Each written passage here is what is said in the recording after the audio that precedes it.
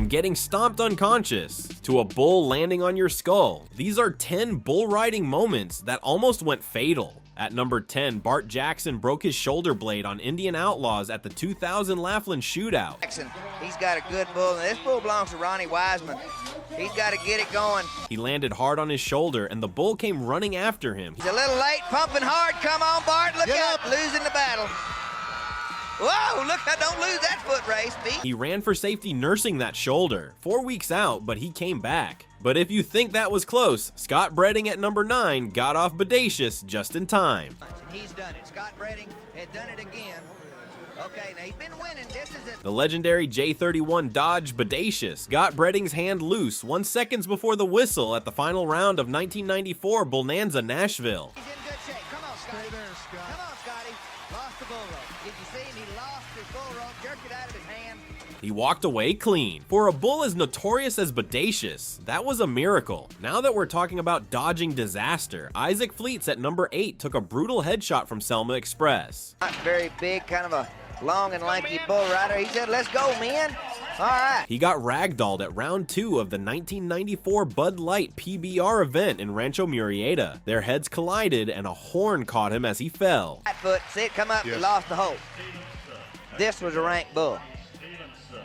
Whackola. He got up and ran for the fences. Could have been way worse. And while Fleets ran to safety, Leslie Doyle at number 7 had to roll away from Yogi before things got deadly. Well, he's got it done. Now, here's a cowboy, a youngster, wins bull. Doyle got jerked around and stomped on the lower back at round 3 of the 1994 Tour Challenge in Guthrie. He was on the ground when the bull turned back. Oh, whip down. Good effort. Oh, man. Oh, wearing one of the flak jackets that it has to be a head. He rolled out of the way just in time, turned down the stretcher too. Although Doyle dodged a second attack, Billy Jones at number 6 didn't dodge the concussion at the 2001 Calgary Stampede. Only the top 10 qualify for the finals, so he needs to win some money here. Jones came down hard on the back of his head from Rio Grande during performance number 6. On here to the left into his hand, and Billy gets strung out and lands right on the back of his head, and that's a hurting cowboy. He landed motionless, completely knocked out. He later got up and the medics helped him out. While Jones got knocked out cold, Corey Rash's hang up on Sling Blade almost turned deadly at number 5. A couple of weeks ago about Sling Blade, he said, this bull thinks he can fly. Rash climbed on Chad Harrington's Superstar 777 Sling Blade knowing the bull's reputation, but that didn't prepare him for what happened. Exactly that. Airborne, and Corey Rash is hung up on the left side of that bull. The bull bucked hard. Rash got thrown, but his hand hung up on the left side, falling off to the weak side. The worst position you can be in. And he can't. He's fallen off to the weak side. The bull falls down on his leg. Sling Blade kept bucking. Rash twisted as the bull threw him around. Then the bull fell down on his leg. That's when everyone knew this could go fatal. Possible situation. The bullfighters finally extricate him, and Corey Rash is on his 2 feet, and he can look to the sky and thank somebody. The bullfighters worked frantically. If Rash stayed hung up much longer, the outcome would have been different. They got him free. Rash got to his feet and walked out. "I thought that was it," Rash said. "When you're hung up like that and the bull falls on your leg, you're just hoping nothing snaps." He got lucky. Really lucky. "Could have ended my career right there," he added. "Maybe worse. I don't even want to think about what would have happened if those bullfighters didn't get me loose when they did."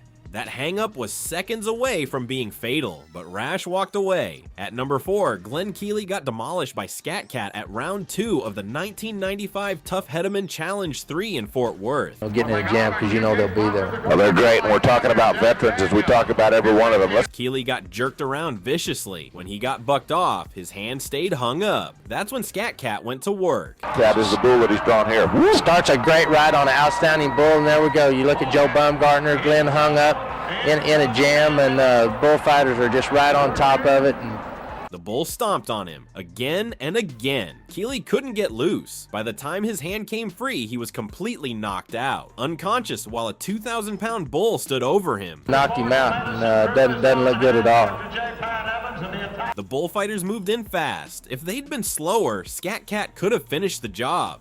"I don't remember getting stomped," Keeley said. "I just remember waking up and the medics were over me." When you're hung up and unconscious, you're defenseless. They told me I was out cold for a while, Keeley said. I'm just glad I woke up at all. Could have been a lot worse. It could have been fatal, but Keeley survived. Now, even though Keeley got knocked unconscious, Leslie Doyle's second appearance at number 3 might have been even more dangerous. Leslie Doyle on Spooky. And he bucked off his first one.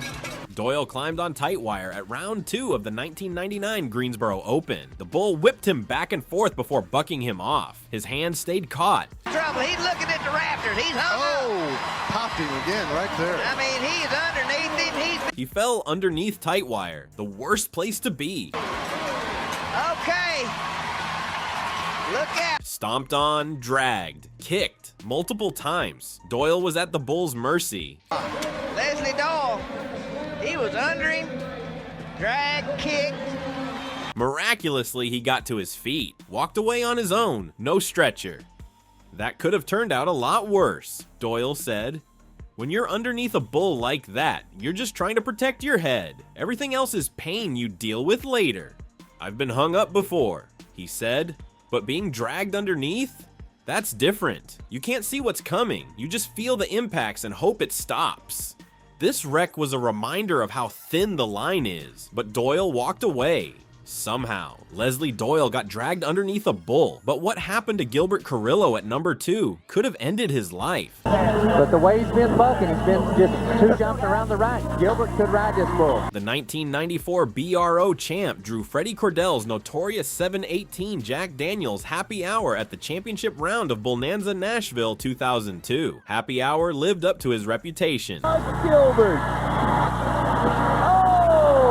The bull launched Carrillo into the air. When he came down, he landed square on his head. That is not the flying dismount. We're very proud of it. He is slow, so slow. The impact was brutal. Carrillo was really in pain. Everyone thought the worst. Then he started moving, slowly, struggling. Boy, it has been a rough night on bull riders tonight. The medics rushed in and helped him out. The diagnosis, fractured neck. When I landed, everything went numb, Carrillo said. I couldn't feel my arms or legs for a few seconds. That's when you know it's serious. He thought he might be paralyzed. He wasn't, but the fractured neck put him out until the finals that year. The doctors told me I got lucky, Carrillo said. A fractured neck is one bad landing away from being paralyzed. I'd landed on my head before, but this time was different. This time, it almost went fatal. Carrillo knew it. Everyone who watched knew it. He survived, but the recovery was long, months wondering if he'd ever ride again. He did, because that's what these riders do. Now, at number 1, Lonnie Staverson nearly died when Tough E Nuff came down on his skull.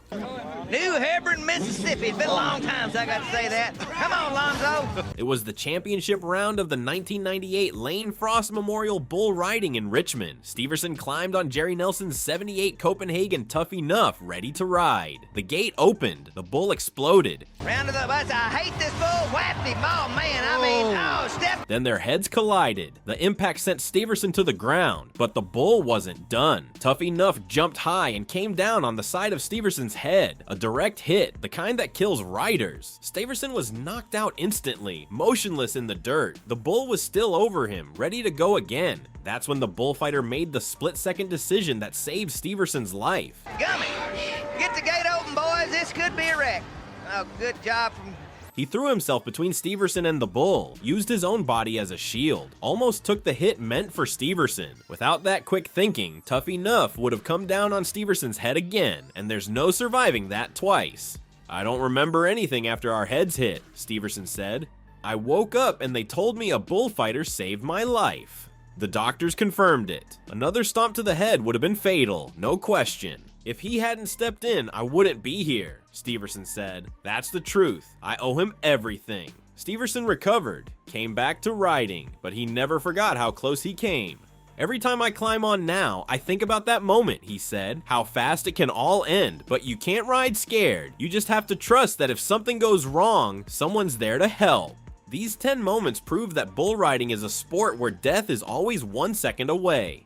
A bullfighter's quick thinking. A few inches to the left or right. Pure luck. That's all that separates these riders from the ones who didn't make it. They walked away from wrecks that should have killed them. Fractured necks, bulls landing on skulls, hang-ups that went on too long, but they survived. And they kept riding. Because when you've looked death in the face and walked away, everything else seems small. These riders know how close they came. They carry those moments with them every time they climb on a bull, and they keep climbing anyway.